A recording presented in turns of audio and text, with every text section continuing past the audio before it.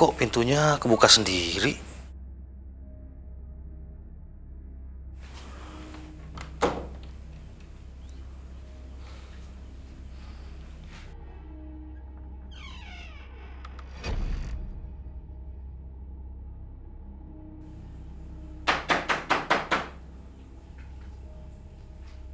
Erika, itu kamu ya?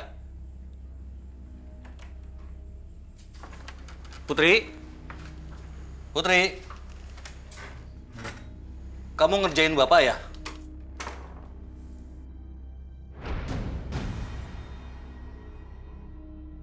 Siapa itu? Apa jangan-jangan maling ya? Pa? Papa? Kok kosong? Pa? Putri? Putri? Gak ada siapa-siapa. Pa?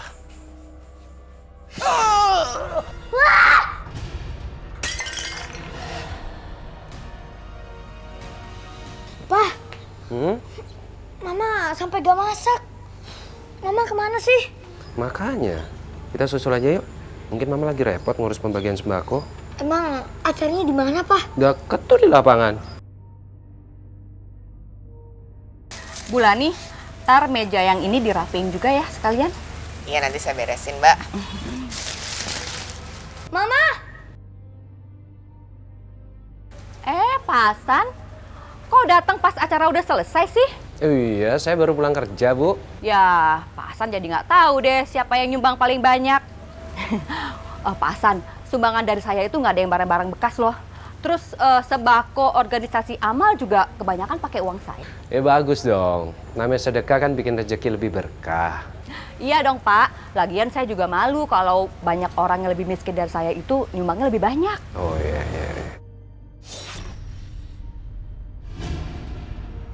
Ituan, mau apaan tuh itu? Roy, jangan melotot gitu, ndak sopan. Maaf, Mah. Putri, apa kabar? Yuk sayang, kita pulang yuk. Ayo.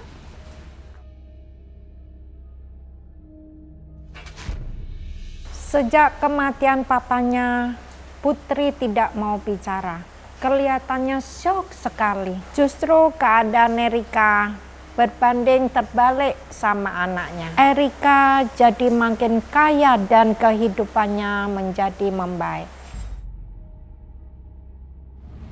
Sudahlah Put, kamu harus ikhlas supaya bapak kamu bisa pergi dengan tenang. Kasihan Putri ya, Pak. Iya, kayak kelihatannya shock banget. Tapi kita harus pulang, Ma. Kasihan anak-anak kan mesti sekolah. Mbak Erika, kami permisi dulu ya. Sing sabar ya, Mbak. Terima kasih ya, sudah datang ke makam suami saya. Sama-sama. Ayo, Ma. Mari.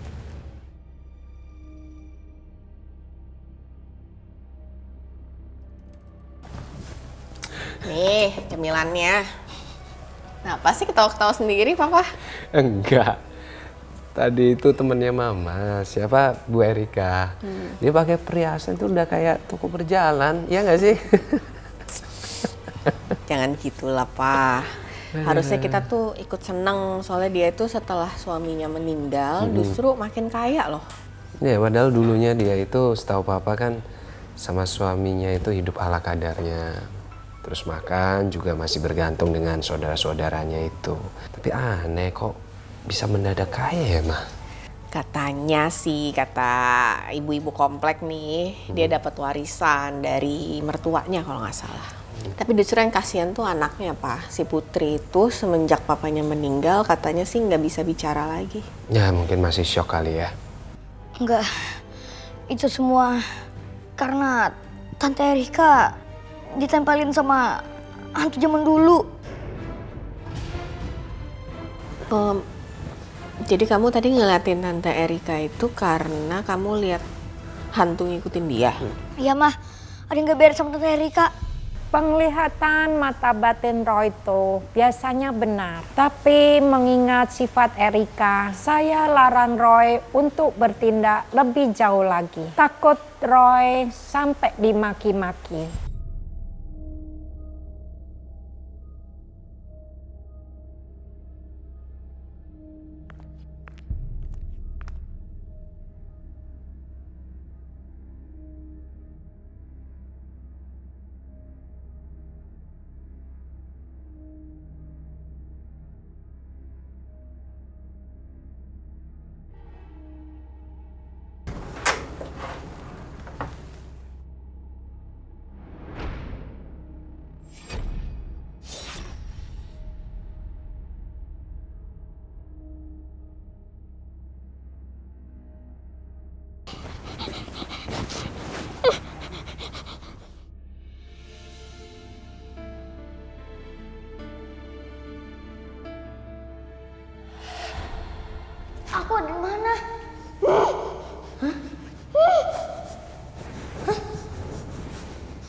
Putri. Kamu kenapa? Kenapa kamu ketakutan? Putri. Putri. Wah.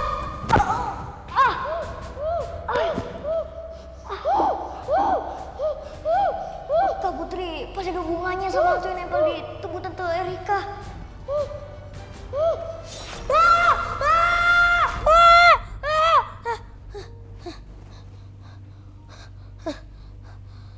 Mimpi barusan gak kayak mimpi biasanya. Pasti itu petanda sesuatu.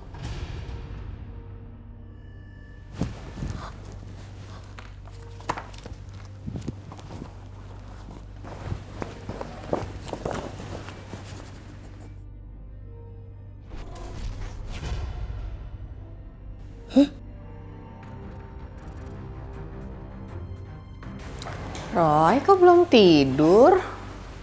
Udah malam gini, Roy. Tadi udah tidur, mah. Tapi Roy mimpi buruk. Kebangun lagi. Kamu gambar siapa, Roy? Ini Tante Erika, mah. Udah. Kamu tidur lagi aja ya. Iya, mah. Pasti mau ditemenin. Gak usah, mah. Ya udah. Coba lagi ya. Jangan lupa berdoa.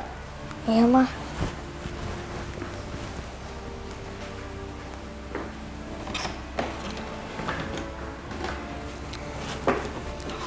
Saya kaget banget lihat gambar yang dibuat Roy. Malah bulu kuduk saya ikut merinding. Saya jadi ingat waktu Roy bilang Erika ditempelin hantu zaman dulu. Saya yakin gambar itu ada hubungannya dengan hantu yang dilihat Roy.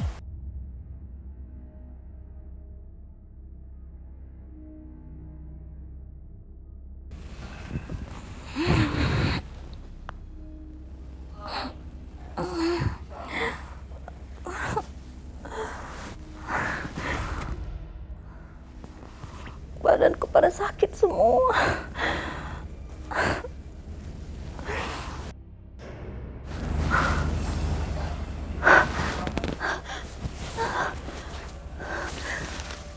Aku dapat uang sebanyak ini. Aku rela badanku lebam-lebam. Asalkan aku terus-terusan dapat uang sebanyak ini.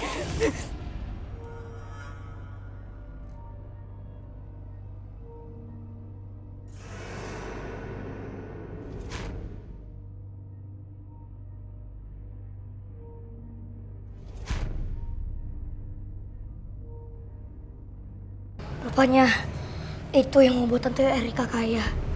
Ngomong apa kamu? Dia ngomong sama hantu kali, Pak. Jangan ledek. Pah, Mah. Tante Erika bisa kaya karena makhluk halus itu. Udah, jangan ngomong sembarangan, cepet berangkat sekolah ntar terlambat lagi. Yaudah, Pah, Mah. Roy jalan dulu ya. Ya. Ya udah, Mah. Pak, Ani jalan ya. Sayang, kamu kenapa sih? Udah berbulan-bulan kok kamu jadi bisu kayak gini? Sayang.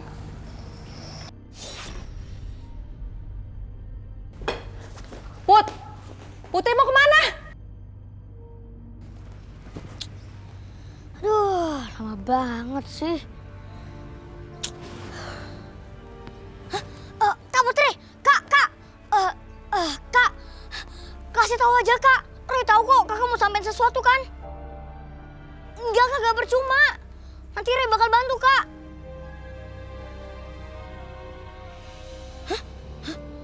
Kak Putri! Roy, kok kamu jalan gak nungguin Koko sih? Maaf kok, tadi Roy buru-buru. Tumben, biasanya lelet. Tadi si Putri ngomong apa sama kamu? Kok kenal sama dia? Kenal lah, kan dia sekelas Koko. Kalau gitu kok, coba bikin Kak Putri ngomong soal masalah ini.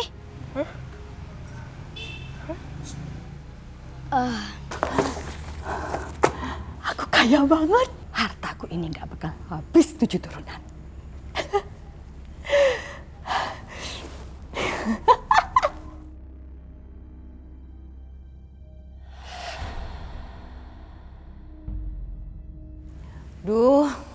Jangan sekarang deh.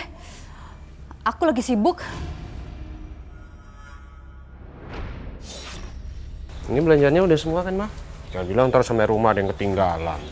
Kayaknya udah sih, ya kalau ketinggalan beli lagi aja. Kebiasaan.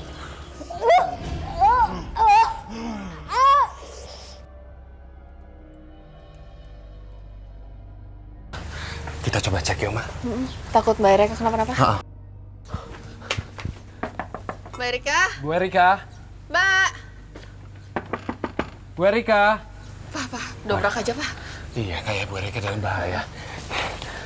Minggir, Ma. Ini urusan laki-laki.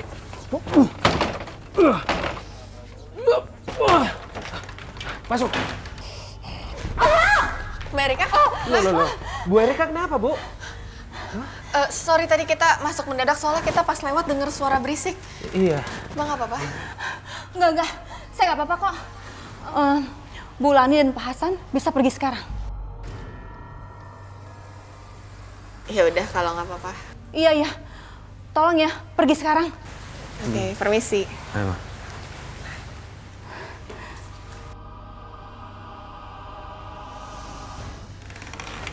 Papa berasa gak ada aura yang aneh di rumahnya Mbak Erika? Gak enak gitu ya? Papa juga nggak ngerasa. Tapi apa ya, Papa juga nggak ngerti.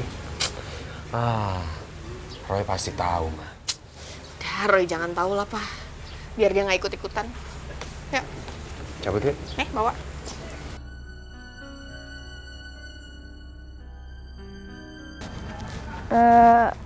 Put, aku boleh duduk sini ya? Aku anggap boleh. Put, maaf sebelumnya. Kok kamu nggak mau ngomong sama aku sih? Kalau kamu ada masalah, ceritanya sama aku. Lah, kok dia malah pergi sih? Put!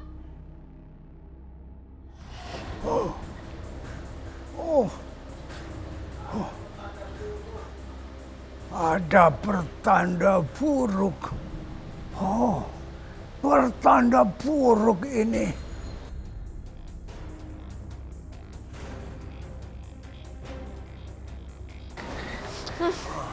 Ini ada apa, Pi? Ada pertanda buruk ini. Udah, nggak ada apa-apa, cuman angin kok. Enggak, ada makhluk gaib masuk ke dalam rumah kita. Makhluk apa? Gak ada apa-apa, Kopi. Udah tenang aja. Aku ke dapur dulu ya, Pak. Ya. Ya, Pi. Hasan tinggal dulu ya, Pi. Jangan lama-lama. Lonceng, mana loncengku? Loncengku di mana? Astaga ya Tuhan, kenapa lagi, Pi?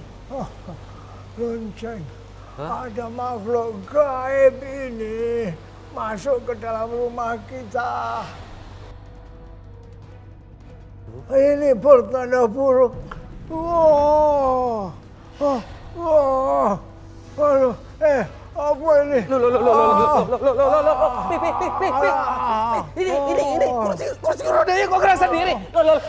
Papi mau kemana, Pi? Aduh. Ada.